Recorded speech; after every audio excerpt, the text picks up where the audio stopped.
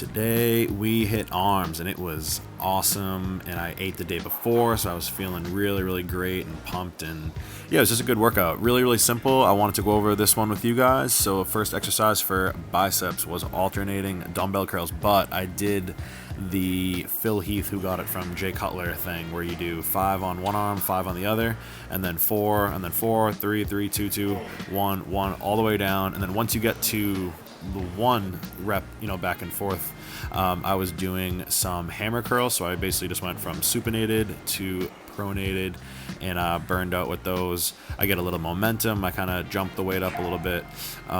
Just trying to get every ounce of gains as I can out of that. And for that exercise, I did 3 of those, which really sucked. And after, that takes a while. It's a lot of reps, so 3 sets is definitely like a good amount of, time. It feels like you did 5 sets. And second exercise I did was a barbell curl, or just some straight bar or easy bar type curl. The first 7 reps, I have my hands outside of shoulder width, and that feels a certain way, and that's why I do it. And then I bring my hands into regular shoulder width, and that feels a little bit different. And I'm just trying to bring my hand up as high as I can without swinging my shoulders forward. And then this third chunk of reps, after doing 7, 7, outside, middle, now I'm inside, and I just go as many as I can. I don't count, I just go until I can't get any more. And so that finished up there. I think I did 3 of those.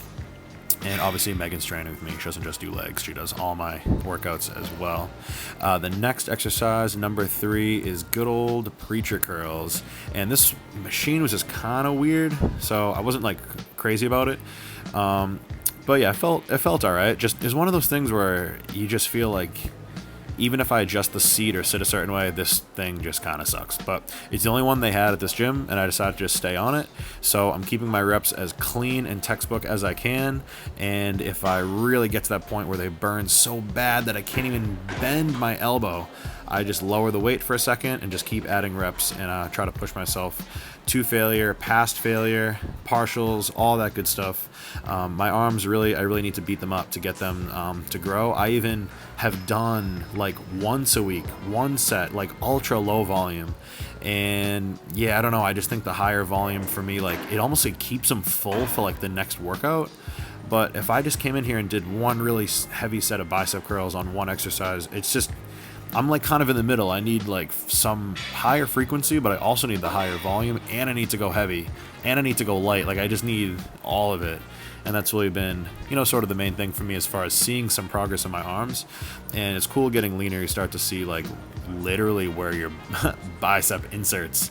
It's like, oh yeah, right there under my skin, right there is where it attaches.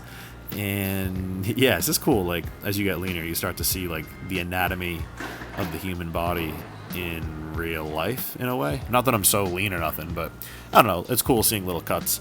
The last thing I did was just literally 1 huge drop set on rope hammer curls. I saw Ramon Dino do these in a chair. I kind of mimicked the same posture as him, where he's like leaning back.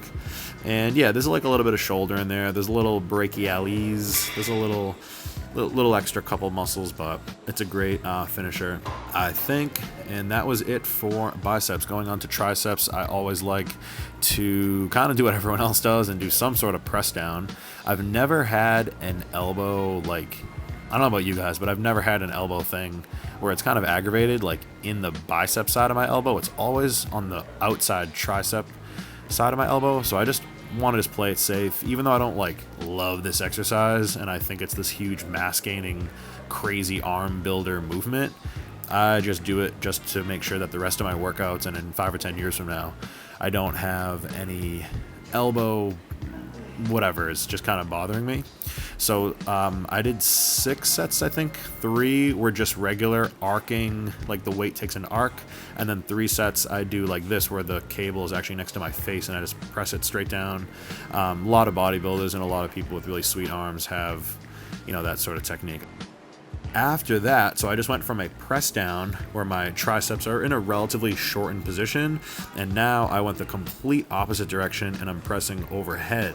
So I do think for triceps, because they're such a unique muscle where there's 3 heads, 2 of them are just at the humerus, 1 of them goes around your humerus to actually where your scapula is, and you can get such different sensations going overhead versus out in front of you versus straight down.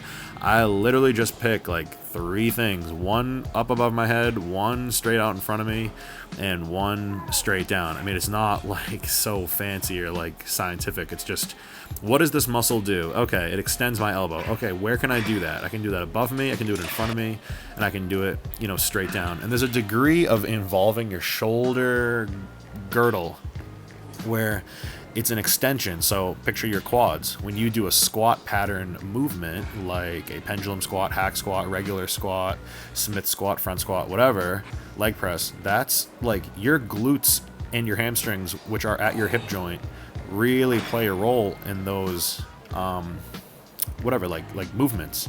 But then you have a leg extension, which is 0 glutes and hamstrings. So when I think of triceps, I think of, okay, I can either extend my elbow with nothing else involved, but I'm going to be super weak, just like a leg extension, or I can extend my elbow with my shoulder involved on an exercise, but I'm biasing my elbow joint, which would be the equivalent of like a squat, leg press, hack squat, anything that does involve, you know, multi-joint. You know, your knees and your elbows are the same thing. Your hips and your shoulders are the same thing. They act very, very similarly, and you can see patterns translate from one set of muscles to another, even though they seem like they have nothing to do with each other.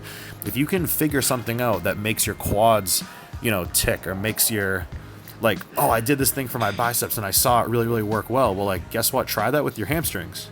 You know, maybe that'll actually produce the same result just on the other joint, on the other half of your body. Last exercise is this basically like close grip skull crusher JM, I think it's called. And yeah, I'm just focusing on locking out really heavy weight. And it's hard to tell here, but the way that I'm pressing this, it's literally impossible to see on this camera. But what I'm doing with my hands is I'm almost trying to spread them apart, as opposed to have them come together, and that helps my triceps work more than my chest. So that is pretty much the end of the video. Hope you guys enjoyed it. The full workout's in the description. And any questions, as usual, just comment below. I love talking to you guys in the comments, and I will see you at the next vid.